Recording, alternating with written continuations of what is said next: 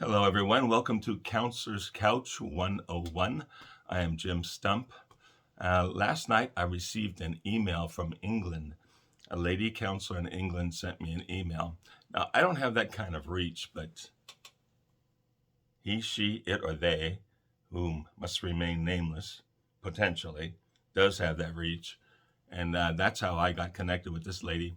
And she wrote and told me that she was interested in social media and we shared ideas.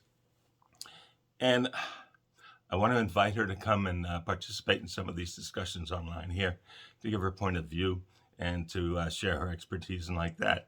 And I make the same invitation for any other counselors out there if they'd like to participate. I had one request about grief and loss. We're going to talk about that hopefully next week. And other things like depression, anxiety, common things that people come in the office with. I want to give you some ideas about that as we go along. But today I was hoping to talk about intimacy. Intimacy as opposed to sexual gymnastics. By the way, before I move on from that, the word FUCK, you all know where that comes from?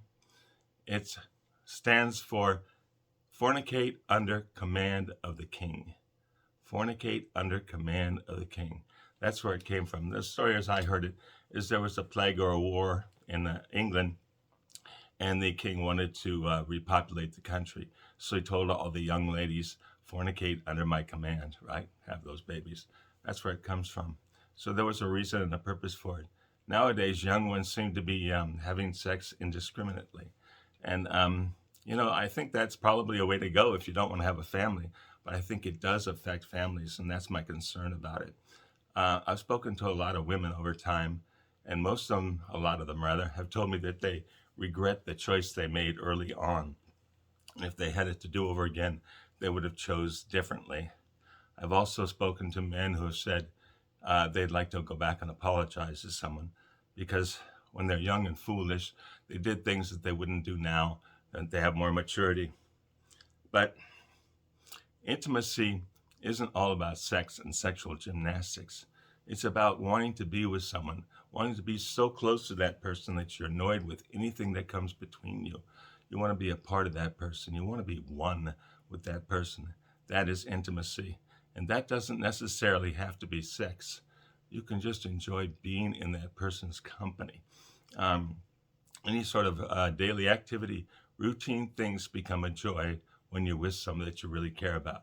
That is intimacy. Um, I once told a lady that good lovemaking begins before breakfast. And she said to me, "You mean, oh, that's good. We do it before we go to work." I said, "That's not quite what I meant. I meant before breakfast, if you hug your loved one and sort of make an invitation to see them later on at the end of the day and let that person hold that image in their mind as they go through the day. And maybe these days you could send them a little text message or something reminding them that you're looking forward to seeing them later." Um, I remember reading a book long ago. It was entitled 2150. The number's 2150. It was about a brave new society. It was sort of like a Walden 3 situation, if you ever read Walden 2. And all the people were living together in a big building, right? And they would all sleep in the same room together and they'd have sex indiscriminately. Babies were taken care of by the society in general, not by the parents specifically. And oftentimes parents didn't even know who their baby was. Now, if that's the kind of a world we're moving toward, and that's going to work for everybody, well, maybe that's a good thing. But like I say, I think we're losing something in the culture if we lose families.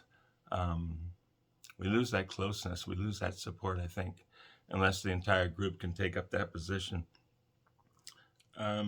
Sometimes people ask me, do I believe in love at first sight? Yes, I do. I think a lot of people have recognized their partner. And I'm not talking about physical attraction. I'm talking about they know something about that person that draws them to them. They don't exactly know what it is, but they know that that is supposed to be their partner. Do I believe in that? I most certainly do. But that's a place to begin. That's a place to look and see if that relationship is going to go the distance, if it's going to be worthwhile to pursue. But I think a good relationship has to start with that attraction. I'm not talking about physical. I'm talking about something emotional that you just feel from a person. Also, I've been asked to, is it possible to love someone who has passed on? Absolutely. Um, I like movies. I like old movies. I usually refer to them. New movies don't seem to have the same impact. Hollywood has lost its connection with the human condition, I think. But the old movies have it. We talk about loving someone who has passed on. I think of The King and I when Anna sings and she says, "Hello, young lovers. I've had a love of my own like yours." It's a really touching moment. She's talking about loving someone, her husband, who has passed on. And you can keep loving that person, loving them so much that you'd rather be alone with your thoughts of them than to be with someone else who's not that love of your life. So, do I believe in that? Can you love someone past death? Yes, you can. I think so. And there are those people out there who have done it.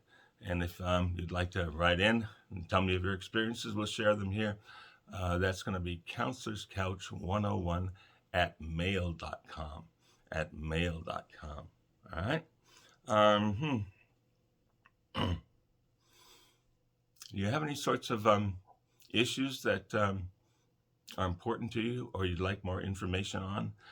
Maybe you'd like to know how to accomplish things in counseling, how to find a good counselor, how to get the most out of your counseling.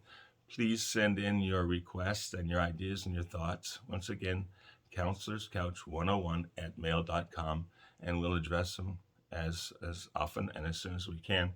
Also, I'm inviting counselors across the world, seems like, to come and participate if you'd like. Right now, I'm 3,000 miles away from the East Coast, where we have He Who Cannot Be Named. And then from there to England is another several thousand miles. We don't quite reach halfway around the globe yet. But if we get the Big Island over in Hawaii, that would be halfway around. But we need to move beyond that. We need to get all the way over to the Philippines, and then we'll be stretching around the globe. And I know it's possible because I've talked to people across the globe like that. It'd be wonderful to have that kind of connection, right? Tomorrow, I thought we'd talk about how this process of counseling works and how to get the most out of it. Next week, we're going to start looking at issues that people send in, and grief and loss will be one of those. I hope you join us. I hope you can get something out of this. And you know what they say? They say, push the like button and leave a comment because it helps the channel. If there's anything you'd like to know, if there's any suggestions you'd like to make, please do so. And we'll try to keep up with them. Like I said before, after I get finished here, I have to go to work, but I will try to keep up with the mail as much as I can. I don't know how this one keeps up with all the mail he receives, but maybe he'll tell us his secret. Anyway, talk with you next time.